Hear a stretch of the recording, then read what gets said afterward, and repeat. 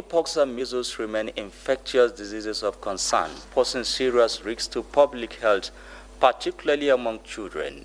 If not properly managed, both can lead to severe outcomes, and data from the Nigerian Center for Disease Control and Prevention shows that as of May this year, 723 suspected cases of monkeypox were recorded across 35 states and the Federal Capital Territory, with 136 confirmed in 27 states and the FCT. In response to this, the Kaduna State government, working with development partners, is strengthening surveillance and expanding vaccination to contain the spread of these infectious diseases. Over 4 million children between the ages of 9 months and 14 years have been targeted in the ongoing measles and rubella integrated vaccination campaign across the state. These issues and more will be our focus today on Panorama. I am Muhammad Umarajingi.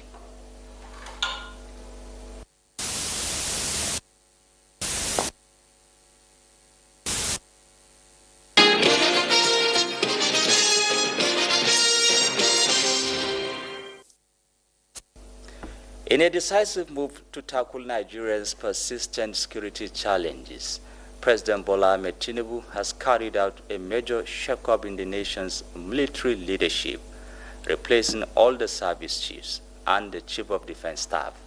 The sweeping changes, which also include new appointments for the Army, Navy, Air Force, and the Chief of Defense Intelligence, signals the President's resolve to inject fresh strategy and renewed vigor in the fight against terrorism, banditry, and other security threats confronting the country. Defense correspondent Olajide Bello takes a look at the new faces at the helm of the armed forces and their profile. Nigeria's armed forces will profile the men appointed to lead the nation's military campaigns. First, the new Chief of Defense Staff, Lieutenant General Olufemi Oluyede, a seasoned infantry commander, was commissioned in 1992. His extensive career includes frontline command in Operation Hadinkai in the Northeast and international missions in Liberia and Bakassi. And in a related move, Major General Waid Shuaibu, an armored corps specialist, has been appointed as the new Chief of Army Staff. He is credited with major gains against terrorist groups in the Northeast, known for his disciplined leadership and focus on troop morale. Protecting the nation's vital economic interest at sea is the new Chief of the Naval Staff, Rear Admiral Idi Abbas. He moves up from leading the Central Naval Command, where he oversaw a significant crackdown on illegal oil bunkering, intercepting hundreds of thousands of barrels of stolen crude. In the air, the new Chief of the Air Staff, Air Marshal Sunday Aneke, he is one of the most experienced pilots in the force with over 4,300 flying hours. His most recent role was shaping the next generation of officers as Deputy Commandant of the Nigerian Defense Academy. Meanwhile, the Chief of Defense Intelligence, Major General Emmanuel Udandeye, retains his position. The nation now looks to this new team to bring their vast operational experience to bear on Nigeria's complex security challenges. Olajide Bello, NTA News. First Lady Oluremi Tinubu celebrates former First Lady then Patience Jonathan on the joyous occasion of her birthday. In her congratulatory message, the First Lady joins former President Goodluck Ebele Jonathan, the children, grandchildren, family, and loved ones of them Patience to rejoice with her on this occasion, praying God to grant her many more years in divine health, strength, joy, and peace.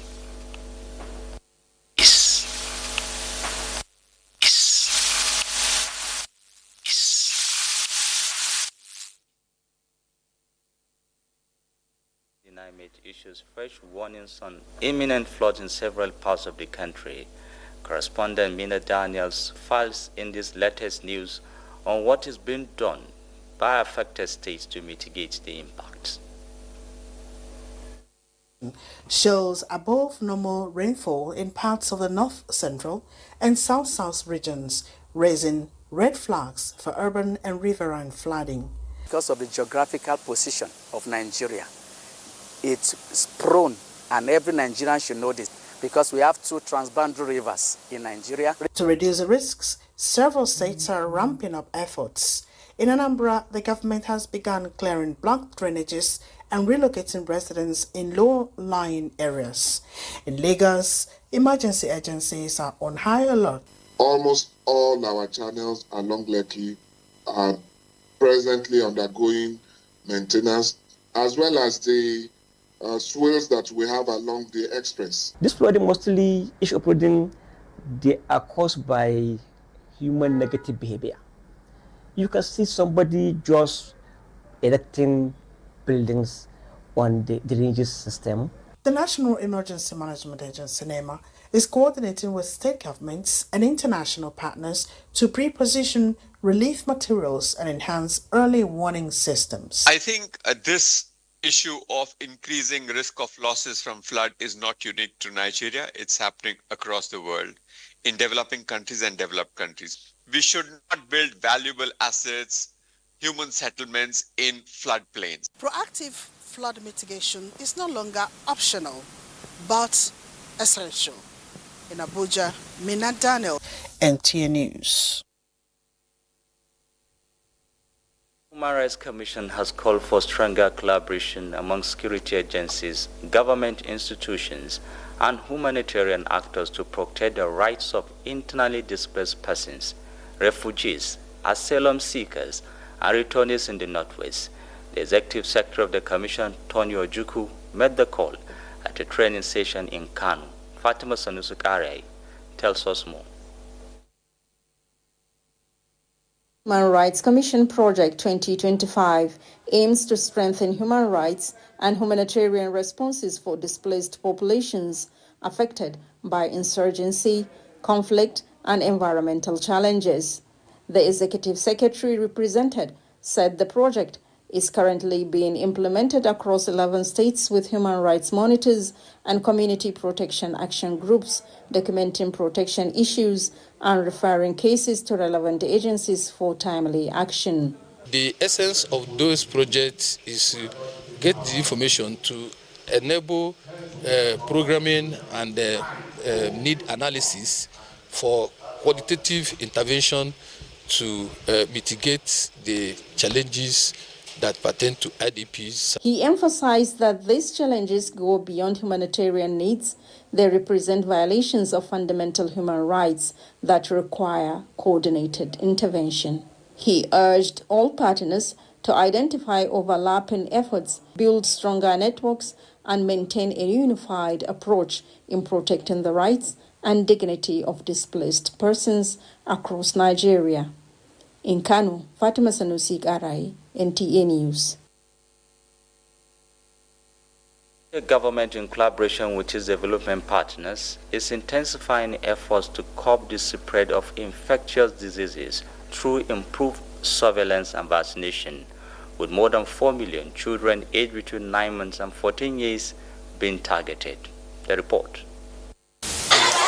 Scenes like this of children aged between 9 months and 14 years receiving vaccines against measles and rubella play out daily at health centers, schools, and public places since the commencement of the integrated vaccination campaign across the 23 local government areas of Kaduna State.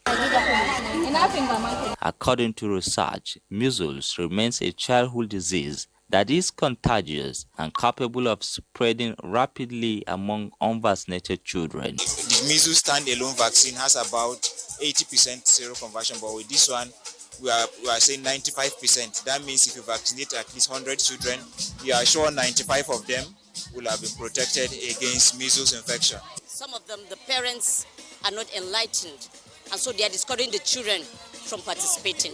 But because here is an educational institution, where also the children need to be educated on some of these common diseases that we have. And so, with much of sensitization going on, they are responding well. This vaccination campaign also integrates other routine immunizations to reach about 4 million children across Kaduna State. With routine immunization, we are not only talking about measles rubella, we are talking about all the vaccines from BCG to PCV to Penta vaccines, all are available at every vaccination post in the state, because we don't go house to house during an injectable campaign. The Kaduna State Primary Healthcare Board further emphasizes that mop-up exercise will follow up immediately after the campaign, which is scheduled to end on the 27th of October, targeting children under the age of 2 for routine immunization in health facilities across the state. Our topic today on Panorama is this issue of ongoing vaccination in Kaduna State, and I have with me here in the studio the Director of Disease Prevention and Control of the Kaduna State Primary Healthcare Agency, Hamza Musa Ikara. Saya, welcome to our studio. Thank you very much for having me. Well, the vaccination exercise is already ongoing across Kaduna State, in the nook and crannies of the state, across the 23 local government area. Let me start by asking you this very important question. How does this integrated vaccination campaign differ from the previous routine immunization exercise in the state? Well, thank you very much. Routine immunization is a routine immunization that we usually conducted across the facilities, which involve all the routine vaccines that we have in the state, which include the poliomyelitis vaccine, the BCGs for TB, the Fenta, the PCB, the rotavirus, all the vaccines that are encompassed in the schedule, immunization schedule was included in routine immunization. But because of the low immunization coverage that we're having, this is one of the reasons why that we have planned to conduct this campaign. And this integrated campaign for measles rubella vaccine, we integrated with all the vaccines so that at least we can cover all the children within the state, within this normal age between 9 to 14 years across the state. Also, this campaign is the most largest ever campaign that happened in Nigeria, because in the country we have targeted over 106 billion children for this immunization. Well, here in Kaduna State, we are targeting over 4 million children across the state. In every vaccination, the issue of compliance is of great concern, not only in Kaduna State, but of course across the country. My next question is, what is the level of compliance recorded so far in the state, particularly from parents as well as caregivers? Are they complying? Well, if you could recall what I've said, that this is a larger ever campaign that we are conducting now. We have spent over 4 months planning how to conduct this campaign. So a lot of community engagement has already took place, whereby we have a meeting with all the traditional leaders, religious leaders, and influential people. Even our Kaduna State Traditional Leaders Committee on Health has sat down and looked at all the critical issues related to the campaign. So community members has been sensitized. We have over 8,335 community volunteers that are working across the 23 local government issues. They have mobilized people and informed them about the important and benefit of this campaign. So a lot of things have been done. We train almost over 9,000 ad hoc staff that are working in 1,441 teams in the 23 local government areas of the state.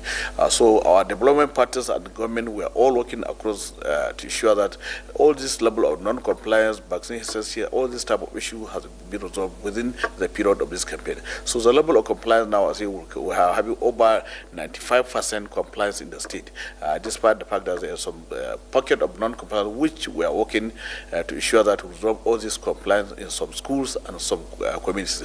All the hard-rich settlements, security compromise with bias means working with the local vigilance teams in the state to escort our vaccinators so that each and every child been immunized in the state.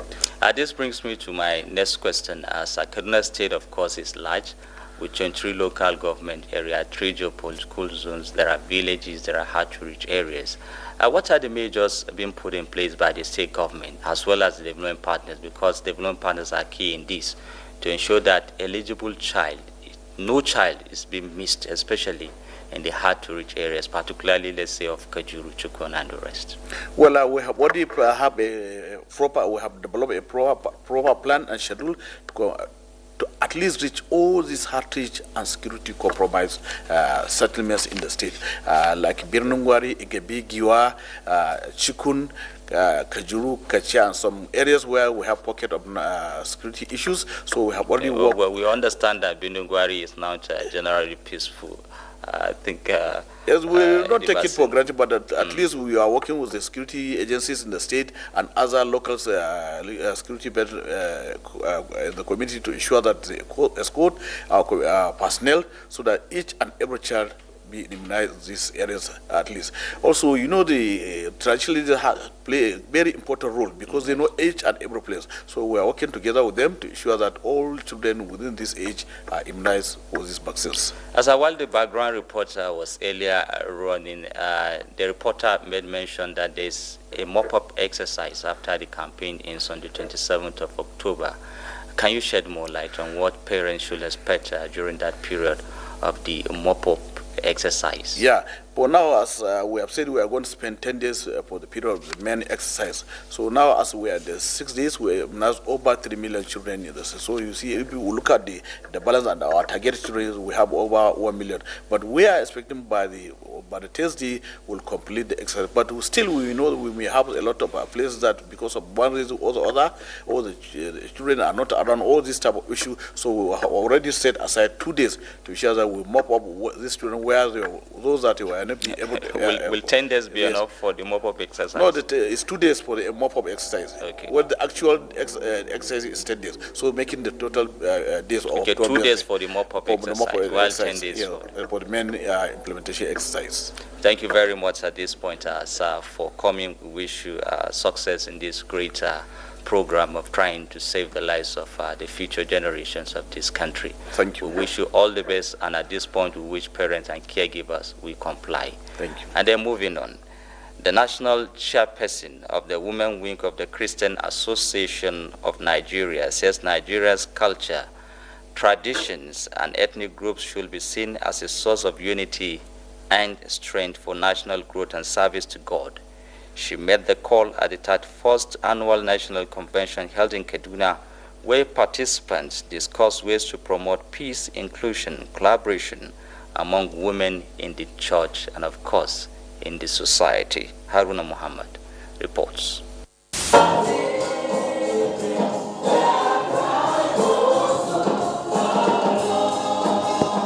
The 31st Women Wing Can Annual National Convention with the theme Bridging the Cultural Divide Among Us Through Christ is to strengthen the voices of women towards a brighter future and inspiration of unity with a shared vision of progress and equality. No matter your religion, that we're all supposed to be one, because in one, we can actually move this country forward. We've learned uniting together, loving each other, respecting each other. That is the teaching of Christ. National Chairperson, Women Wing of Christian Association of Nigeria, Elizabeth Ayobami, while applauding the role of women in the society, stressed that the gospel remains unchanging truths that reconciles and restores unity. We are empowered to dismantle stereotypes and replace them with understanding and respect.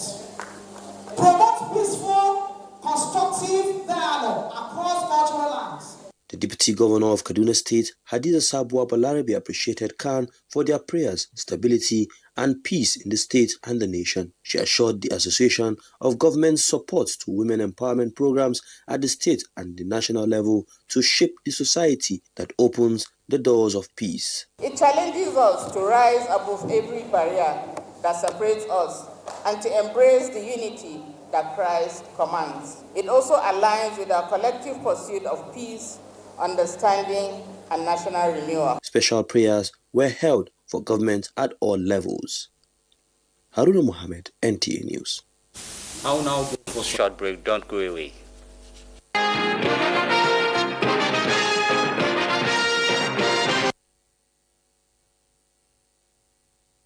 Kaduna State governments have fulfilled pledges made to Tudunbiri community in the Igabi local government area of Kaduna State in the aftermath of the unfortunate military airstrike which claimed lives of innocent citizens 2 years ago.